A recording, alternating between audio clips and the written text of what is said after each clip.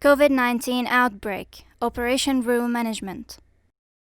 Contents, definitions, introduction, general precautions, OR designated area, pre-operative management, decreased traffic in OR materials, supplies for surgery, OR ventilation, airway manipulation. Intra-operative management, prevention and management of aerosol dispersal, management of artificial pneumoperitoneum, operation techniques, post-operative management, post-operative waste management, staff management, staff education, recommended OR COVID-19 management model. Introduction. COVID-19 can complicate the preoperative course with diagnostic challenge and a high potential fatality rate, depending on the severity of an epidemic and availability of resources. The risk and benefits of performing elective surgical procedures should be carefully assessed in the setting. The appropriate use of personal protective equipment, standard, and droplet precaution must be implemented all the time. Definitions: OR, operation room; PSCU, post-anesthesia care unit or recovery room; holding area, receiving area before surgery in OR; aerosolization, mechanisms that produce aerosolized virus, smaller particles that float in the air far longer than droplets, and that can also travel further like coughs and sneezes and strong blood gush. Automized local anesthetic, other anesthesia methods than general anesthesia. General precautions. Personal protective equipment, PPE, should be available for all providers to ensure droplet contact isolation precautions can be achieved. Don't bring personal items such as cell phones and pens inside OR.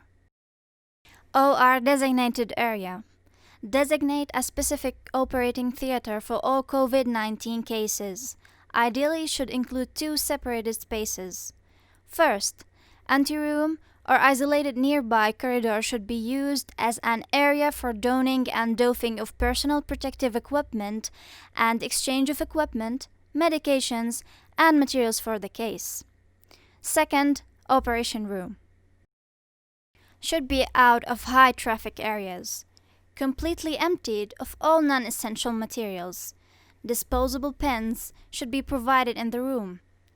Only the materials necessary for the case should be within the room, and all disposables should be discarded at the end of the case. Signs posted on the doors to minimize staff exposure. Pre-operative management, preparation phase. For patients from isolation wards or ICU, give 30 minutes grace time for ward nurse to send patient to OR. Ward or ICU nurse to activate security. OR nurse manager or in charge, activate the team. Hand over pouch to OR runner with the PPE cupboard key. OR runner, place infection control tags on door and close corridor. Place equipment on PPE trolley. Fill disinfectant in a bottle. OR nurse, don full PPE. Prepare OR accordingly. Scrub nurse to up and prepare trolley. Circulating nurse to pass all additional consumables or instruments to runner before patient enters the room. Anesthesiologist or anesthesia technician. Anesthesia technician, ensure adequate PPE N95 mask. Don full PPE. Obtained required consumables, drugs, and a new pen from injection and intubation trolley. Place drug tray and airway adjuncts on respective designated trolley. Receiving patients. Confirmed or suspected patients should not be brought to holding or PSCU areas. Decreased traffic in OR. 1. The OR door must be kept closed at all times. 2. Clear signs should discourage unnecessarily entering the room. 3. Trainees or newly hired staff in particular should not be involved with cases unnecessarily. 4. Limiting operating theater staff to the essential members only. 5. All operators' surgery team should enter the OR timely, aiming to minimize time spent within the OR itself. 6. Once in the OR, they should not leave until the operation is completed, and once out, they should not re-enter. OR materials. Disposable material in general should be preferred, including linen. If available, standard anesthetic trolleys should be replaced with dedicated pre-prepared ones with minimal but adequate stock. Disposable caps and shoe covers should be worn and discarded after each case. Supplies for surgery. Supplying materials should be estimated before surgery. Supplies to the OR during surgery should also be discouraged. Surgeons should preferably perform the operation with what is available in the OR once the operation started. Any essential retrieval of necessary equipment should be done by staff outside the OR. OR ventilation. Negative pressure ORs would be ideal to minimize infection risk. A high air exchange cycle rate contributes to effectively reduce the viral load within ORs. Airway manipulation. Airway manipulation.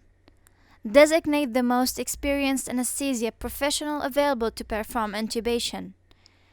Prohibit trainee intubation during this time. Avoid awake fiber optic intubation unless specifically indicated.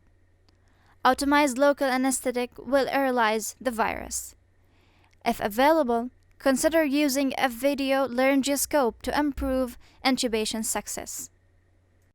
Avoid manual ventilation of patient lungs and potential aerosolization of virus from airways. Heat and moisture exchanging filter, rated to remove at least 99.97% of airborne particles 0.3 microns or greater in between the face mask and breathing circuit, or in between face mask and reservoir bag. Intraoperative management. Consideration should be given to surgical approaches that could prevent and manage aerosol dispersal, decreased operating staff exposure, shorten case duration. Prevention and management of aerosol dispersal. Instruments should be kept clean of blood and other body fluids. Special attention should be paid to trocar sites or incisions to prevent any gush of blood fluid caused by air leakage or uncontained laparotomy incisions. Use of suction devices to remove smoke and aerosol during operations, and especially before converting from laparoscopy to open surgery or any extraperitoneal maneuver. Management of artificial pneumoperitoneum. Keep intraoperative pneumoperitoneum pressure and CO2 ventilation at the lowest possible levels without compromising the surgical field exposure. Reduce the Trendelenburg position time as much as possible. This minimizes the effect of pneumoperitoneum on lung function and circulation, in an effort to reduce pathogen susceptibility. Operation techniques. The power setting of electrocautery should be as low as possible. Avoid long dissecting times on the same spot by electrocautery or ultrasonic scalpels to reduce the surgical smoke, and smoke evacuator should be used. Special attention is warranted to avoid sharp injury or damage of protective equipment, in particular gloves and body protection. Post-operative management. Patient recovery. Don't use regular PSCU. Use one of the following options. Isolation room in PSCU. Recover inside the OR. Transfer to ICU into a negative pressure room.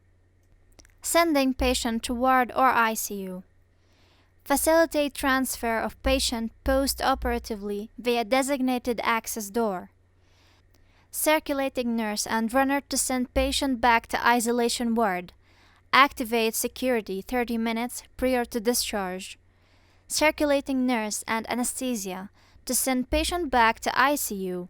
Activate security 30 minutes prior to discharge. Specimen handling. Specimen to be double bagged. Send direct to care lab via cooler box. Porter to don only gloves during transport. Handling surgical instruments for central sterilization department. Follow standard policies and protocols with special attention for droplet and contact precautions. Post-operative waste management. All protocols involving post-operative cleaning and disinfection should comply with instruction for droplet isolation. Devices used should undergo separate disinfection followed by proper labeling. All sharps should be disposed of in a dedicated rigid plastic container. It is mandatory to specifically label and dispose clinical waste separately. It is advisable to set up a dedicated container for hazardous medical waste outside the OR, to immediately dispose of all contaminated disposable materials and PPEs. Containers should be closed and sealed before being transferred immediately to the collection point. Staff management. Number of staff.